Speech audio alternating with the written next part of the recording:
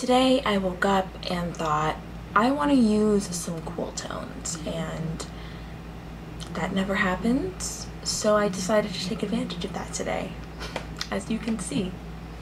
But anyway, today I'm going to be doing the if I could only keep one tag, and I believe this was started by Kelly Gooch. I will link her in the description bar below. And basically the point of this tag is if you could to say what one product you would keep in every category of your makeup collection. And I wrote mine out on the notes app on my phone the other day when I was planning on doing this video, and there's 14 products and 10 of them are drugstore, so that really speaks to how much I actually use and love drugstore makeup. So let's get started. For primer, if I had to pick one, I think I would stay with my Catrice mattifying primer. That is the best mattifying primer I have found, aside from the Makeup Forever mattifying primer. But that one is crazy expensive, and well, not crazy expensive, it is expensive, but you can get the travel size version for $17, and that will last a good 3 to 4 months. And I haven't purchased it in over a year, and I do kind of miss it. I do think about repurchasing it. Obviously I can't repurchase it now because I'm on a no-buy, but I do think about repurchasing it. The main reason why I don't is because of the fact that you can only get it at Sephora, and I am very much an Ulta kind of girl. I will bite the bullet and repurchase it at some point, and if you hear noise in the background, people talking and stuff, I live in New York City, it's summertime, there's kids playing outside, whatever. Anyway, that would be the primer that I would pick, just because of its accessibility and affordability and the fact that it is a really, really good matte primer. For my brows, I would stay with the Ulta Brow Pomade, because it is a better color match for me than any of the Anastasia brow colors, and I'm wearing it today. It's the only one that I really ever wear. And it's more affordable, and it's such a good product.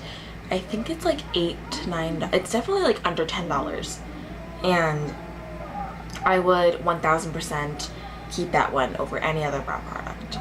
For eyeshadow, if I had to pick one palette, if you guys have been watching my channel for any length of time, you guys know what my favorite palette is. Say it with me: the Jaclyn Hill Morphe palette. I would keep that one hands down because of the fact that it's a huge palette. It's 35 pans, and it's not all entirely neutrals.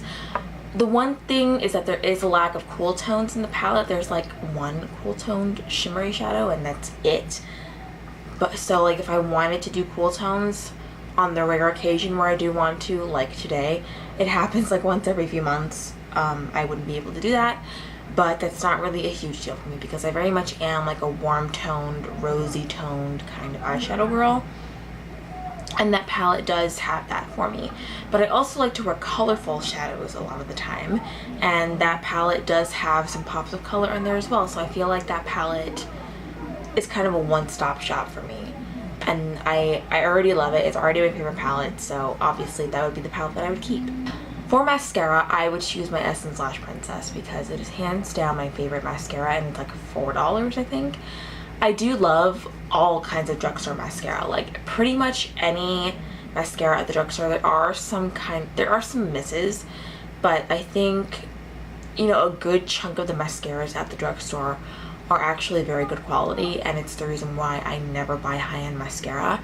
If you see me using a high-end mascara, it's because I got it in my Sephora Play, or I got it as a gift with purchase. I never purchase high-end mascara. False lashes, this was easy for me because I wear these lashes on a daily basis. I'm wearing them right now.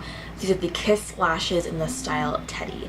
I love these lashes because they are not crazy bold. I do have some one pair that's a little bit too bold. They're not crazy bold, to the point where they cover up your entire eyeshadow look, but they aren't exactly natural looking either. They're good, they're right in the middle, and I love them, and I wear them almost every day. So yeah, obviously I would pick those. For my under eye corrector, I only ever use one under eye corrector anyway, so this was very easy for me. The NYX Under Eye Correcting Concealer. Next, for foundation, I do have some foundations that I constantly repurchase like my Estee Lauder Double Wear, CoverGirl Clean Up BB Cream, my Revlon Color Stay, but if I had to pick one foundation to stay with, it would be my Revlon Color Stay, because it is a very, very close dupe to the Estee Lauder Double Wear. But I feel like I have a video comparing the two. I will link that in the cards. And I feel like the main difference between the two foundations is the fact that I feel like Estee Lauder Double Wear has slightly more coverage than the Revlon Color Stay. But that being said, you can just like build up the Revlon Color Stay a little bit more, or put in a little bit more concealer, and you've got full coverage. For concealer, I didn't really know what I wanted to pick for concealer, because right now my current favorite is the Makeup Revolution concealer, but there's so little product in that concealer. You go through it like every month and a half, every 2 months, and I think for a concealer, that's really fast. I go through complexion products pretty quickly anyway, but usually it takes me like a good 3 to 4 months to finish a concealer. And for me to finish a concealer in a month and a half to 2 months, that's pretty fast. But again, I love the coverage, I love how bright the concealer is, so I would have to stay with that concealer.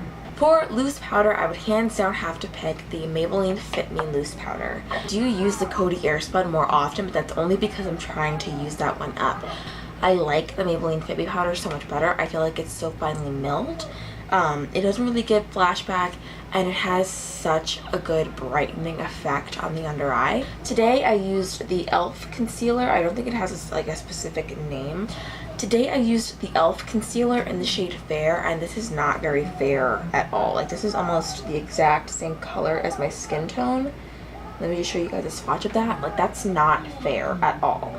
I usually buy the lightest shade of concealer because I like for my under eyes to have a brightening effect, and this is almost the exact same color as my skin. It's kind of even a little bit darker, like slightly darker than some of my foundations. So this isn't a very good brightening concealer for me, for what I like to use it for the under eye area, but I'm wearing it today and my under eyes are brightened because of the Maybelline Fit Me powder. So hands down, I'm staying with that one. For pressed powder, because I do consider loose and pressed powders to be separate categories, I would have to stick with my Rimmel Stay Matte just because it is my tried and true. I love it. It mattifies my skin. It's a good touch-up powder. I would never pick anything else. For bronzer, I would have to pick my Physicians Formula Butter Bronzer just because it is such a beautiful bronzer on the skin. It's such a nice, like, natural sun-kissed glow kind of product, and it's unlike any other bronzer that I've used. So as much as I do love like the Too Faced Chocolate Soleil bronzer, I think the NYX bronzers that I use are really good. I'm gonna have to stick with the butter bronzer. For blush, I would take my Tarte Sensual blush just because it's a really, really nice warm blush. It gives me a nice warmth to my skin, and also I have found that I can use it in my crease for when I don't want to wear eyeshadow, but I still want the definition. Usually I use a bronzer for that, but that blush works really well for that as well. For highlighter, if I had to stay with one, I would hands down pick my Becca Champagne Pop highlighter. It's just my favorite highlighter of all time. I've gone through 2 pans of it, and I'm working through my 3rd pan right now, and I will repurchase it when I'm done with that one. So yeah, I love that. I love that highlighter so much. It's a necessity for me in my makeup collection, so I would definitely pick that one. For lips, I struggled with this one because I do like a nude lip. I do. But I am very much a bold lip kind of gal most days. And I'm very much a red lip kind of gal most days. I grew up loving red lipstick because my mom only wears red lipstick. My grandmother only wore red lipstick, and they would put red lipstick on me as a child. So if I wanted to stay true to myself, I would have to pick a red lipstick. So I have chosen MAC Ruby Woo. That was the If I Can Only Keep One tag. Thank you guys so much for watching. Please subscribe if you haven't already to make sure you can stick around for the next one. And I will see you guys in my next video. Bye.